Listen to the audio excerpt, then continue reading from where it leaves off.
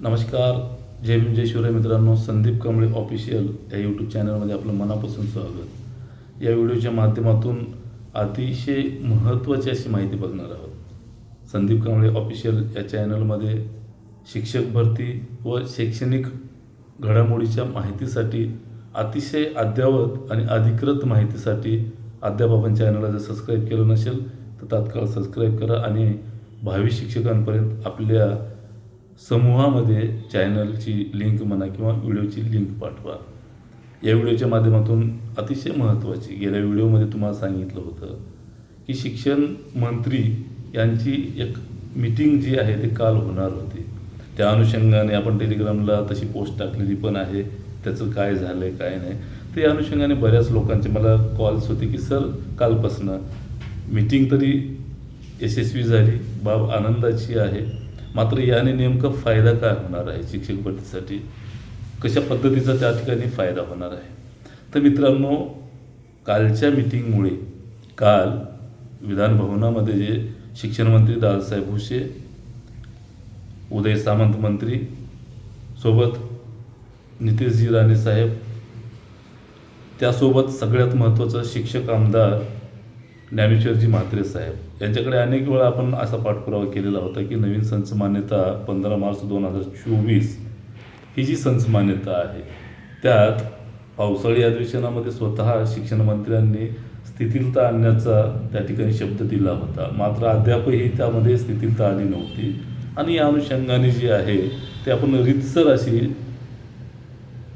जी काही आपलं हिवाळी अधिवेशन होतं तिथे सुद्धा आपण बोललो होतो आणि काही दिवसापूर्वी सुद्धा आपलं त्यांच्याशी चर्चा झाली होती. यावर आता बऱ्याच लोकांनी कामं केले. याचा अर्थ असा नाही की आपणच पाठ थापून घ्यायची आहे. अनेकांनी जसं जमल तसं काम केलं आहे. मात्र त्याहीपेक्षा महत्त्वाचं हा संच मान्यतेमध्ये जी काही स्थिथिलता आहे त्याचा फायदा लाभ काय होणार आहे, तो दुहेरी फायदा आहे त्याच्यामध्ये. तो कसा मी तुम्हाला सांगणार आहे.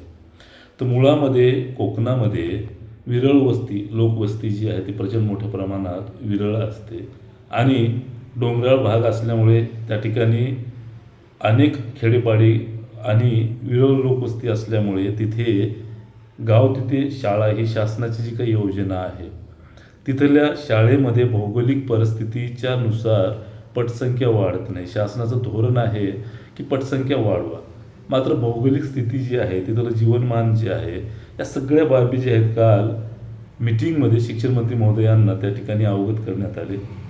आणि कोकणाची जी काही परिस्थिती आहे या सगळ्या गोष्टीचा आराखडा जो आहे तो एसटीमध्ये बसलेल्या सचिवांपासून तर कक्ष अधिकाऱ्यांपर्यंत सगळ्या गोष्टी ज्या आहेत त्या अवगत झाल्या. आता मुळामध्ये मला या सगळ्या गोष्टीबद्दल धन्यवाद द्यायचा शिक्षण मंत्री महोदय दादाजी भुसे साहेब यांना.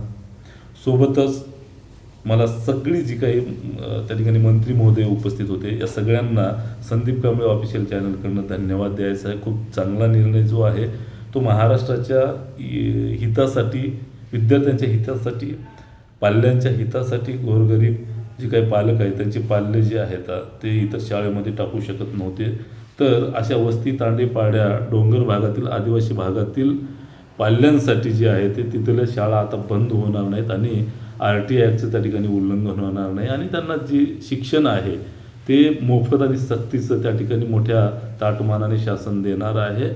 याची नक्कीच त्या ठिकाणी काल जो निर्णय घेतलेला आहे या निर्णयामध्ये प्रत्यक्ष अप्रत्यक्ष जितक्या लोकांचा सहभाग झालेला आहे पाठपुरावा करून या सगळ्यांचं धन्यवाद द्यायचा या निर्णयामुळं. आणि सगळ्यात महत्त्वाचा अधिकारी वर्ग, प्रधान सचिव रणजितसिंहजी देवल साहेब असो किंवा उपसचिव असो, सोबतच विशेष करून त्या ठिकाणी शिक्षण आयुक्त कार्यालयातील सहसंचालक, शिक्षण आयुक्त कार्यालयातील संचालक, उपसंचालक राजेशजी शिंदे सर असतील, या सगळ्यांचं मनापासून धन्यवाद द्यायचा आहे. कारण या एका निर्णयामुळं महाराष्ट्रातल्या जवळजवळ 7,900पेक्षा अधिक जिल्हा परिषदेच्या, जवळजवळ 8,000 जिल्हा परिषदेच्या कमी पटांच्या शाळा ज्या होत्या त्यापैकी कोकणामध्ये 2,500पेक्षा अधिक त्या 0 ते 10 पटांच्या कमी असलेल्या शाळा, त्या शाळा बंद होण्याच्या मार्गावर आलेल्या होत्या. तिथे संच मान्यता धोरणामध्ये मुद्दा क्रमांक 6.1 त्याच्यामध्ये स्पष्ट सांगितलेलं होतं की 20 पटापर्यंत असेल शाळा तर एक शिक्षक तिथे मंजूर करण्यात येईल आणि त्यापेक्षा कमी असेल तर एक कंत्राट शिक्षक देण्यात येईल. म्हणजे तिथलं शिक्षण जे आहे ते कंत्राट शिक्षकांच्या डोक्यावर ओझं राहणार होतं आणि कंत्राट शिक्षण म्हणजे तुम्हाला सगळ्यांना माहिती आहे कशी परिस्थिती असते.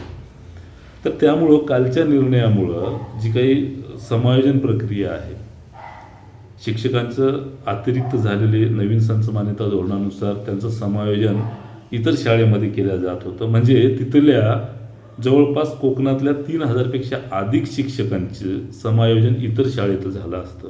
म्हणजे 3,000 शिक्षकं कमी झाले असते. सोबत येणाऱ्या भरतीमध्ये तिथे 3,000 शिक्षक कायमचे भरले जाणार नव्हते.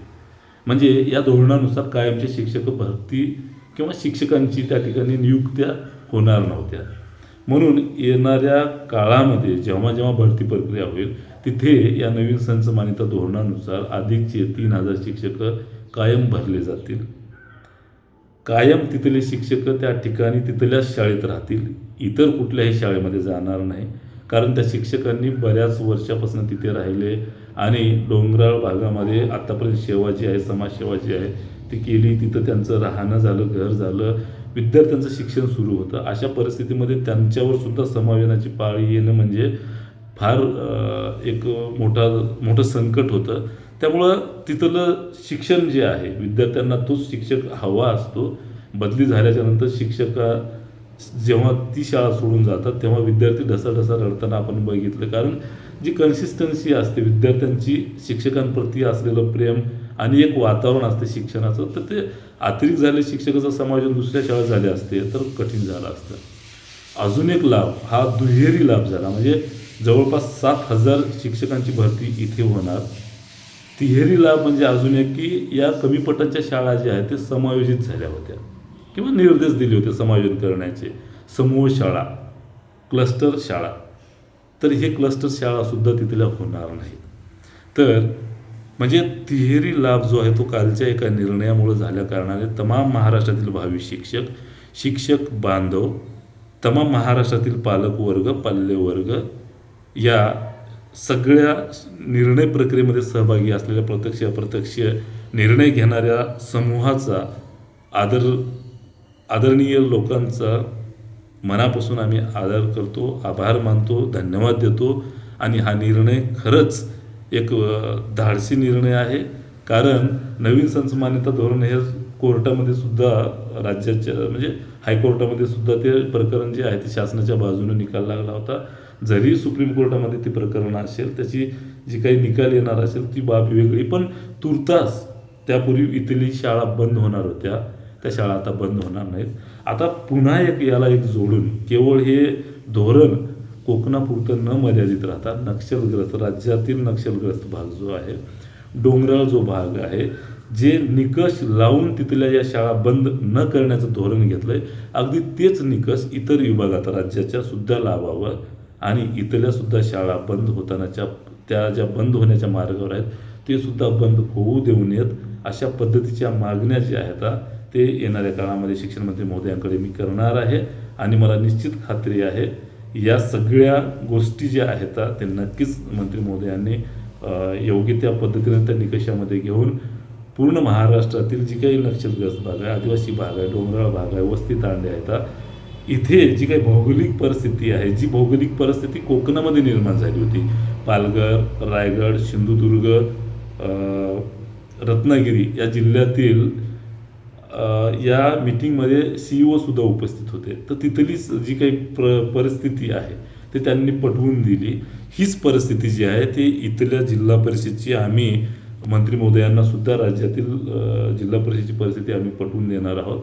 आणि थोड्या वेळापूर्वी या संदर्भामध्ये मंत्री महोदय यांना मी कॉल करण्याचा प्रयत्न केला आभार व्यक्त करण्यासाठी, मात्र मंत्री महोदयांचा जो काही वैयक्तिक नंबर आहे तो स्विच ऑफ असल्या कारणाने संपर्क होऊ शकला नाही. मात्र आज संध्याकाळपर्यंत जे आहे ते या संदर्भामध्ये मी आभार मानणार आहे आणि मंत्री महोदयांचे जे काही OSD आहेत त्यांच्याकडे मी कॉल करून त्यांचे आभार मानलेले आहेत. तसा निरोप त्यांच्यापर्यंत पोहोचलेला आहे.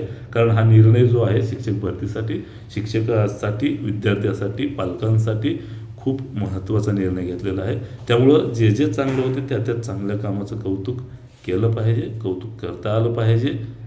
नक्कीच कशाची वाट बघताय, नक्कीच कौतुक करायला सुरू करा, धन्यवाद द्यायला सुरू करा आणि अशाच पद्धतीचं शिक्षक भरतीच्या अनुषंगाने जे काही मर्यादित प्राधान्यक्रम आहेत तेही अमर्याद व्हावेत यासाठी सुद्धा आपण त्यांच्याकडे जी विनंती केलेली आहे त्यालासुद्धा लवकरच न्याय मिळो अशासुद्धा सद्भावना व्यक्त करा.